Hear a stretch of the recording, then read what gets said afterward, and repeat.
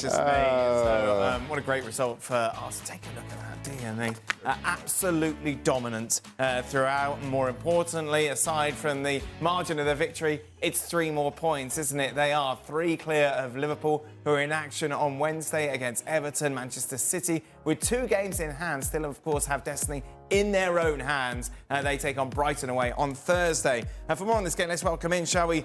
Stewart Robson joins us. We'll be hearing from Robbo in a moment. Where are we starting with this? I don't want to start with Chelsea. I want to start with Arsenal because, let's be honest, after that defeat against Villa and the exit from the Champions League against Bayern Munich, where they were really poor, you kind of thought, wow, this could be their season once again, just fading away. But domestically, they've been pretty good up until the Villa game. Until the Villa game. Was there, so maybe that was that was the reason. They obviously got the win against Wolves. And then to do this and make it look so easy. I know against an inferior opposition, but still.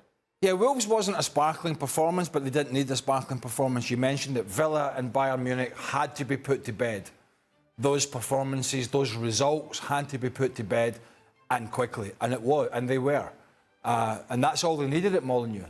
And it was tight. I mean, up until the late goal in injury time, they could have easily dropped some points, not because they weren't dominating the game, because they didn't kill Wolves off. In all fairness, today, after they take the early lead through the great goal from Trossard, a bit of a mistake from the goalkeeper at the near post, who ultimately actually played well for a lot of the game, although he lost 5 goals. They had a couple of chances, half chances in the first half, and it wasn't, for long periods, the first half for Chelsea wasn't a disaster. The rest of it just was. I mean, the way they fell apart. He decided that he was going to change his 2 centre-halves, Chalobah and I thought we were talking about Arsenal. Oh, yeah. I was swinging the ship around. It's hard not to talk about Chelsea. It's hard not to sort of talk about one without talking. But, OK, Arsenal, where have the problem positions been? At left-back, so it was Tommy Asu today. Odegaard's performance. Sensational.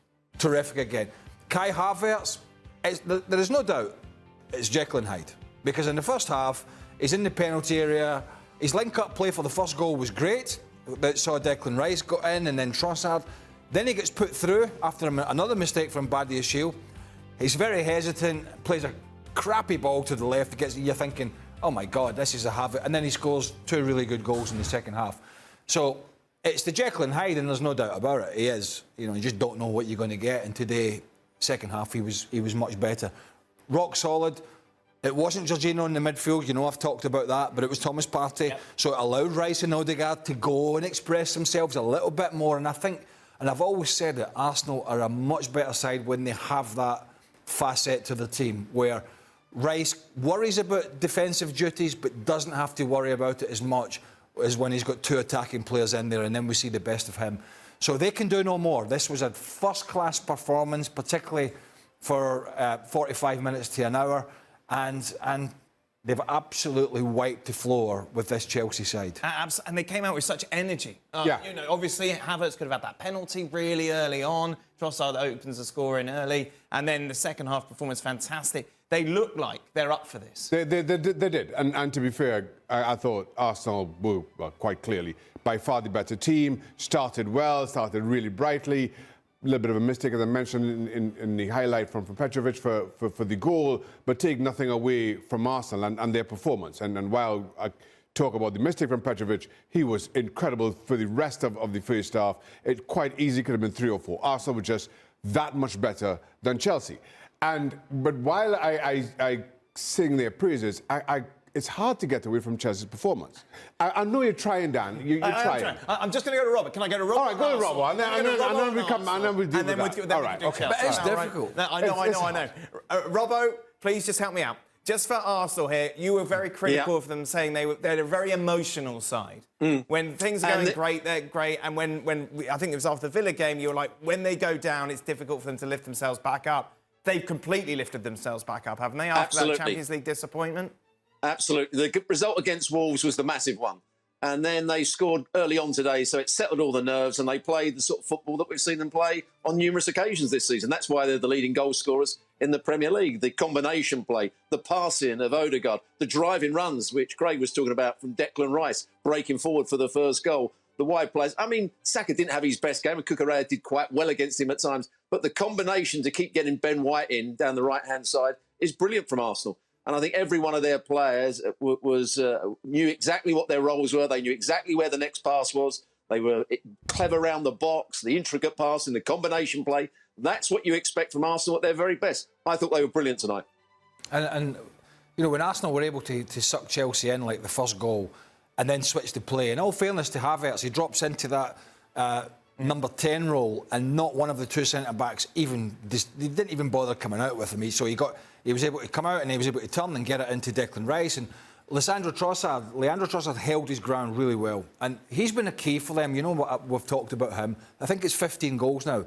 When we talk about players that are maybe on the fringe of a team, then he would come into that reckoning, right? Because even though Saka's been up and down at times this season, lost a little bit of form, then it was coming back again, he's pretty much in the side. You don't really see him being rested or dropped. Whereas Martinelli, whenever he loses a little bit of form or end product, he's generally out or he's taken off, and Trossard comes in. And that's when you need somebody to make the difference. It's not just a body. It's not just somebody coming in to play on the left-hand side. It's somebody that gives you something in the final third, whether it be a pass, a run, or a goal. And when you see his stats, 15 goals and then the assists and all the stuff he's done, it just tells you what an astute signing he was from Brighton when they made it. He has made a big difference. And a side, really, that you could still argue whether they win the league or not this year, and that's a big if, you could still argue this side needs somebody to put the ball in the back of the net. So they've shared it around thus far quite well. Right then, shall we move on to the other team that featured in this game? Such was the performance from Chelsea, we asked Craig to give us his player ratings, and he did. Here they are then, in all their glory. Normally these requests are responded by get stuffed or get someone else to do it. Well, the producer Pete did ask me, and I was sat having a cup of tea, and I was losing the will to live during the game. So I did say, I gave Petrovic, and I can't see these graphics, so I'll help me out here. I gave Petrovic 4 because he made a mistake, but he made some really good saves. Yes. I'm not going to pick on a youngster in young Gilchrist. That's better, Tommy. Thanks very much. I'm not going to pick on the youngster. Disa 3, Cucurella 3, because they're experienced. Badia Shield. Oh my God, with and without the ball, he was terrible. You know, 200 million in the midfield. Again, Caicedo useless. Gallagher runs about. Madueke, he tries and he tries to get at people. Mihailo Mudryk, oh my God, and once again, he might as well not have been there. And then, the big star up front. 9 disciplinary problems, 9 or 10 yellow cards, should have been a red card, didn't even get a yellow, topped Tomiyasu, straight over the ball, got away with that. He was at Wembley at the weekend. He wouldn't have been able to find where the goal was if the pyrotechnics were going up behind it. And then he goes to Arsenal, he gets one of the best balls of the season played into him, and he puts his hand up instead of heading it in, and he just... This guy, Nico Jackson, I've never known a player who is almost frightened when he gets in front of goal. This is the life of Nico Jackson over the last... Yeah, look at that. How's that not a red, right? Oh, this guy makes Kai Havertz look prolific. What's he doing? I don't know. He's had an absolute beast at the weekend. He's had a beast most of the season. Yes, he'll run he got one for having the ability to run around. Now look at this. Watch. He got a 1 for the ability to run around and put a little bit of effort in. Oh my God.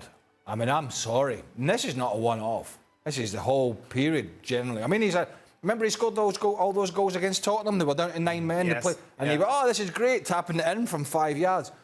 As I said, he's making Kai Havertz look like an out-and-out goal scorer. That's how bad he is. And it's not his fault Chelsea lost the game. They were horrendous all over. They got problems all over the park. I go back to it. He's decided today that... Obviously, he's decided Thiago Silva can't play after he played. So he made 3 changes to the back 4 that lost against City. Gusto's injured, right? So Malo Gusto's injured. So Gilchrist comes in, the youngster. That's fine. The two centre-halves have been Trevor Chalobah and... Thiago Silva. Now, correct me if I'm wrong. Chelsea weren't that bad at the back. against City at the weekend. It wasn't a great game. They weren't that bad. And Chalobah can still run about. And by the looks of these two, Badiashile and DCC, I think unless Thiago Silva had walked in with a Zimmer frame, I might have been convinced. I might have convinced that I would have given him. I said to him, "Can you play another game for me against Arsenal 3 or 4 days after you played at Wembley? Because the other two are utterly hopeless." I think I might have had that conversation, but he decided to change the two centre backs, and they were terrible. I mean, Badiashile. Oh my God! I mean, it's horrendous. Where did it go? Roman Abramovich gets out because of, I'm not getting into the political landscape.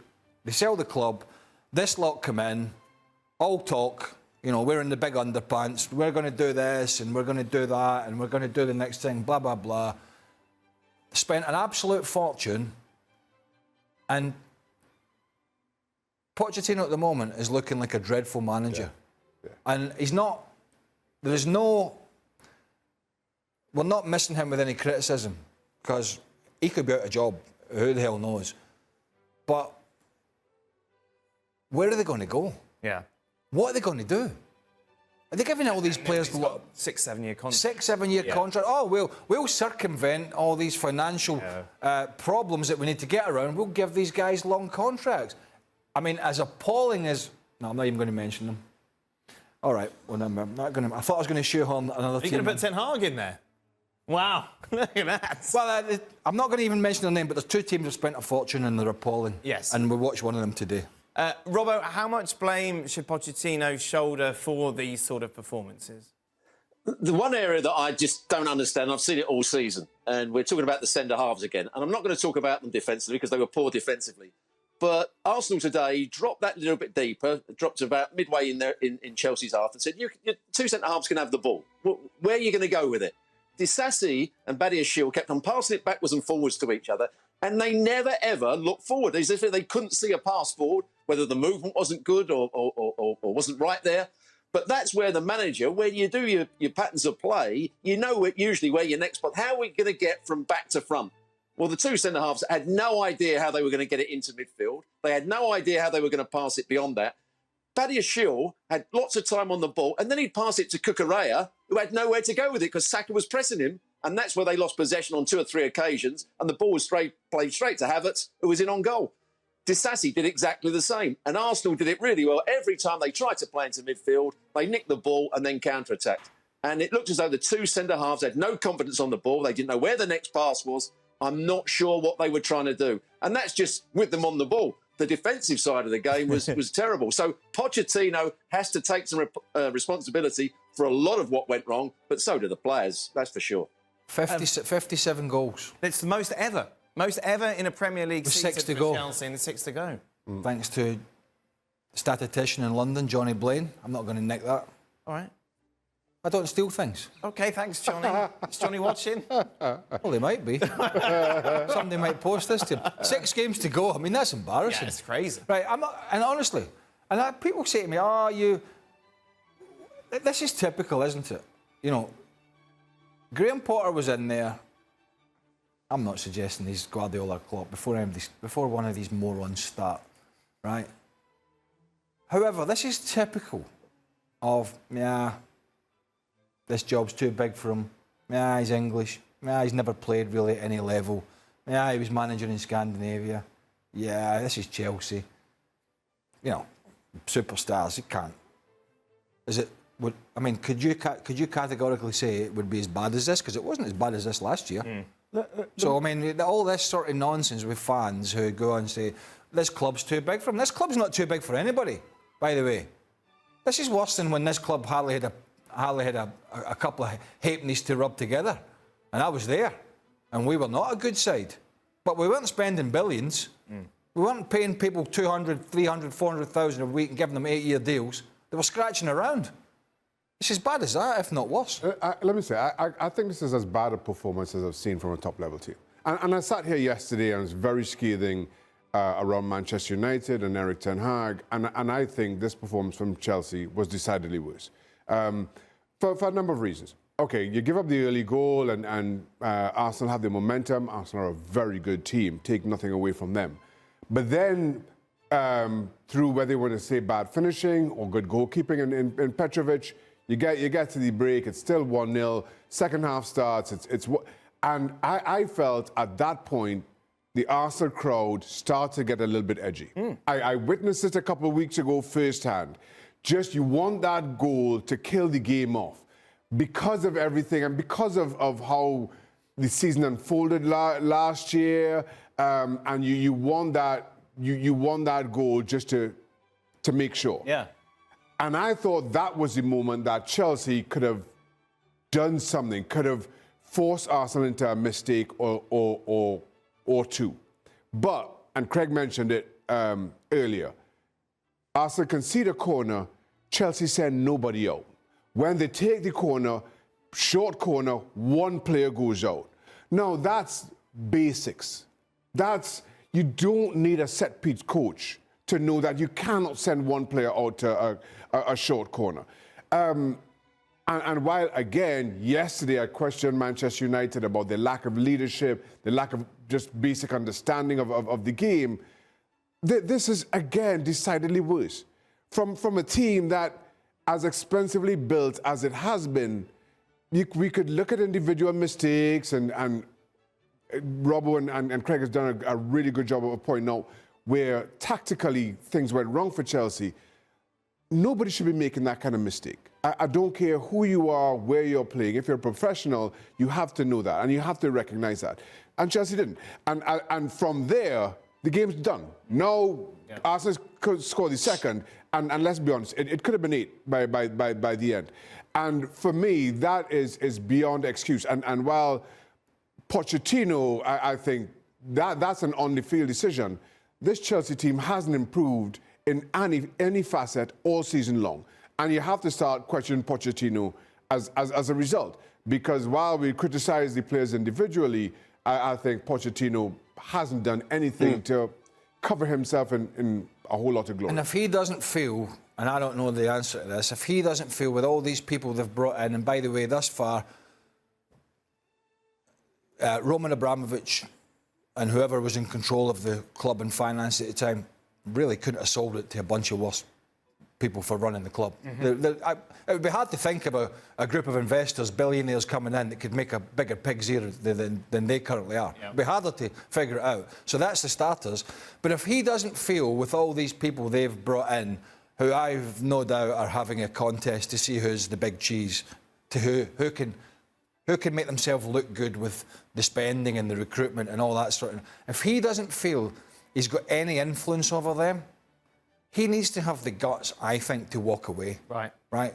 And I'm not even going to say walk away while his stock's high, because it's not. But just walk away. If he thinks it's going to be a continuous of the shambles, and I know they've been to a cup final, I understand that. But if he feels that, and it's not about the money, he needs to walk away and say, do you know what, let somebody else get involved in this. But he probably won't. But then to that point, that's his last 2 jobs now. He's taken a little bit of his reputation has taken a little bit of a hit, Pochettino. So I'm with Craig in that you can't. If this ship is sinking, you got to bail. But then who comes out and captains that ship, Robbo? Who wants that job? And what would you do if you had that job to fix this? Well, the trouble is with the players they've got at the moment, and Pochettino must send out his team. And as a coach, you send out your team, and you've got some good players in your side. But you also want solid players you can depend on. When things aren't quite going well, they're going to be a 7 out of 10. They might not be expansive. On their day, they might be really good players. But when they're not having a good day and the team's not having a good day, you want players that are going to be solid. They're going to put in decent performances. Pochettino puts out a team now, and which of those players that he had out on the field today could you say was going to give you a solid performance week in, week out? I'm not sure there's too many in that side. And Craig mentioned Mudryk. You just don't know what you're going to get with him. Jackson, you don't know what you're going to get with him. And they're relying on Jackson at the moment to be their outball, to make the runs in behind. He's the only real threat. Madueke, do you really trust him week in, week out? Conor Gallagher, he's been okay this season, but do you trust him? He hasn't been happy with the 2 left-backs. Chilwell has been in and out the side. A player that everyone thought was a great player at one point. So there's a lot of players there that aren't what I would call solid players, and you depend on those players to be a good team. So whoever comes in has got a massive problem. He's got to... they're a young side. They're the youngest side in the Premier League, was the stat today. well, they're going to have to somehow improve very, very quickly if any manager goes in there and makes them a decent side. But you know, if you're a front man and you're not a natural goal scorer, right? Which, by the way, there's a lot of them around. Some people are penalty box players, strikers, and some are a bit of everything, and some are not. Nico Jackson, it's crystal clear that he's not a natural finisher. Absolutely crystal clear. But there's no real other facets to his game that are, you know, advantageous as well. You know, he's quick. But, you know, when you're not a really good finisher, then there has to be, when you're looking at players to sign them for a club, you say, right, okay, he's not going to get his 30 goals a year. Maybe he'll get his 10 to 15, whatever it is, and he's a striker. So there has to be other parts of his game that he's going to bring to this team. So that's like a Harry Kane or whoever it is who drops off and pings balls. Or even, in all fairness to him, and I'm not his biggest fan, Kai Havertz, he'll at least attempt to link play up. And sometimes he will, and he'll hold it up in his chest and he'll bring players in or he'll take it for a run. To me, Nico Jackson is limited in every facet, apart from being quick to get in behind. And yet somebody has looked at him when he was playing at Villarreal, when he was playing in Spain, and gone, you know, this guy can sort of lead the line for us. And really, he's not a link-up player. He's not going to pass the ball, you know, drop off and play great balls over the box. And when the ball does come in the box, it looks as if he's frightened of it. And so that's recruitment. Yeah. That's just bad recruitment. Meanwhile, then, let's focus on Arsenal and this remaining fixtures that they have. Obviously, it's 4 games to go now until the end of the season for Arsenal. They are leading. We've talked about the pressures of that, although they showed no